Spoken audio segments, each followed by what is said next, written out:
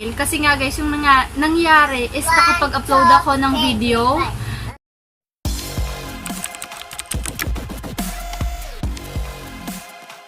So hi guys, welcome to my channel. So in today's video, papakita ko sa inyo kung paano ko ginawa na maglagay ng thumbnail. Kasi nga guys, yung nangyari is nakapag-upload ako ng video na wala siyang thumbnail. So hindi na-attach yung thumbnail. And na-save ko na yung video or na-process na yung video, na-upload na yung video. So yun guys, papakita ko sa inyo kung gaano kasimple lang gawin, lagyan ng thumbnail ang inyong video. So sundan nyo na lang guys yung gagawin ko. So yun guys, gumamit ako ng screen recorder.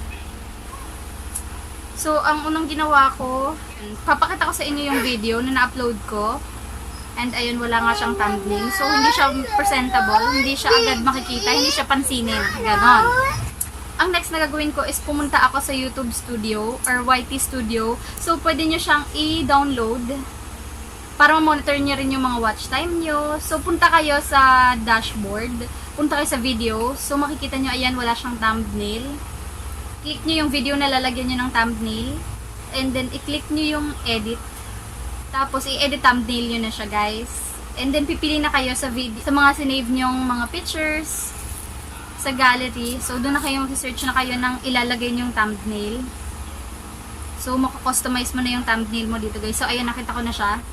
I-select nyo siya, and then i-save nyo siya.